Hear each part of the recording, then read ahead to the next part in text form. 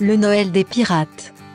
La Buse écuma l'océan Indien pendant des années. Au cours de l'un de ses derniers raids, il fit main basse sur la Vierge du Cap, riche vaisseau portugais, qu'il rénova et rebaptisa le Victorieux. C'est à bord de ce bateau qu'il décida de se faire oublier en fuyant là où il savait qu'on ne penserait pas à le chercher, vers le Grand Nord.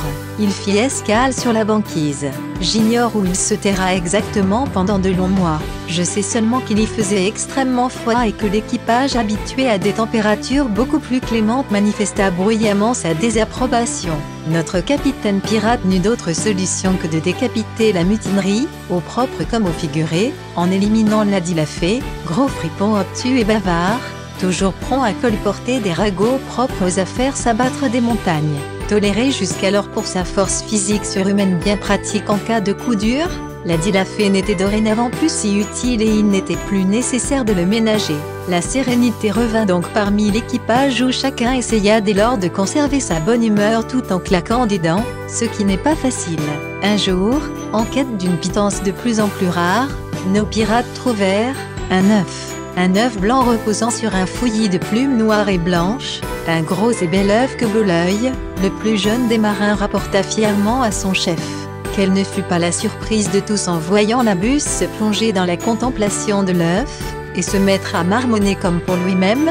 Belœil, âgé de 18 ans, trouve un jour un gros œuf tout blanc d'où sortira, avec le temps c'est sûr, un pingouin noir et blanc. Et de ce pingouin noir et blanc sortira un autre œuf tout blanc d'où sortira fatalement un autre qui en fera autant.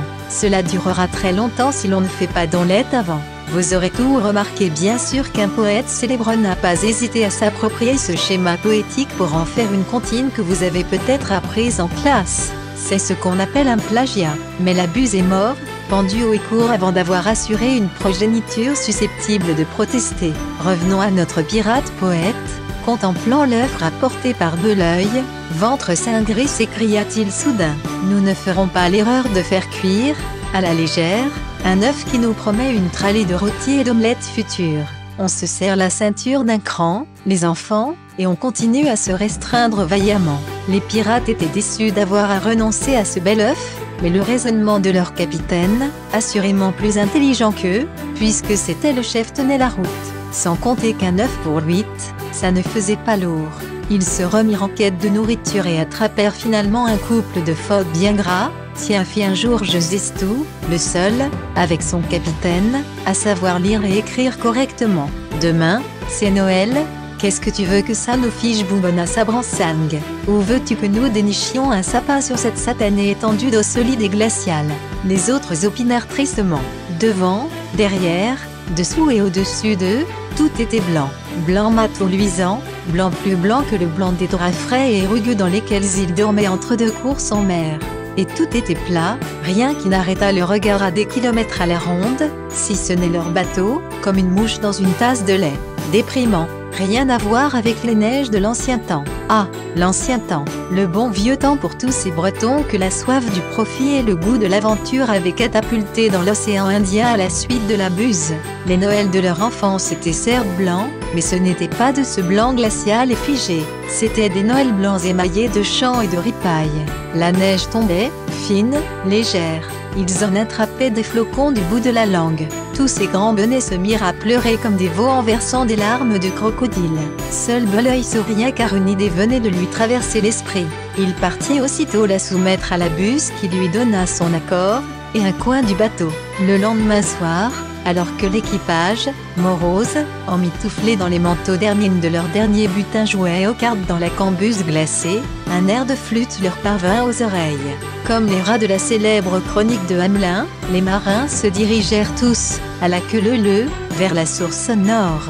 Ils arrivèrent devant un arbre de Noël fait de fils de fer entremêlés. Il était orné de bagues, de colliers, de bracelets et autres bijoux tirés des coffres de la Buse, et il étincelait à la lumière des chandelles allumées un peu partout. Au pied de cet arbre improvisé, Belœil avait installé une crèche à sa façon. Les deux vagues silhouettes de fils de fer revêtues d'étoffes colorées se trouvaient de part et d'autre d'une corbeille garnie de chiffons dans laquelle reposait, sacrilège fit Foxcule, en pointant l'œuf d'un index rageur. Il se signa sous les quolibets de ses compagnons hilars.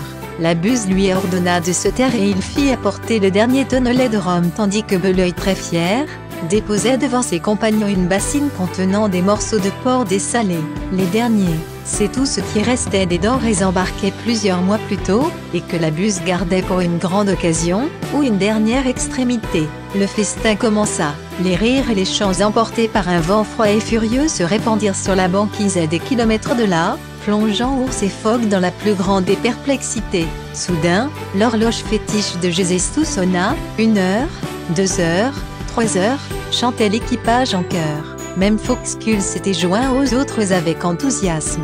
Au moment où le 12e coup s'éteignait, un léger craquement attira l'attention des marins sur la crèche. L'œuf était en train de se fendre. Miracle, s'exclama Brace de Fée. Sacrilège, hurla de nouveau Fawkescull qui avait retrouvé sa hargne. Insensible à l'émerveillement de l'un et à l'indignation de l'autre, un adorable petit pingouin encore coiffé d'une calotte de coquille émergea timidement et considéra tous ces humains penchés vers lui avec curiosité. C'est gros comment? Un pingouin adulte sans quigrolard qui trouvait le nouveau venu bien gringalet. Ça a quel goût? Un pingouin demanda à son tour Dent de Fée, et chacun de donner son avis sur la saveur et la tendreté de l'animal qui roulait des yeux effarés tandis que les gros doigts de ses faux rois mages le tâtaient avec gourmandise. Au moment de l'extinction des feux, Belœil jeta un regard désespéré vers la buse qui se contenta de hocher la tête avant de tourner les talons. Fort de cet accord muet, Belœil attendit que les ronflements sonores de ses compagnons lui annoncent qu'il avait le champ libre. Il s'emmitoufla et sortit alors en emportant le petit pingouin.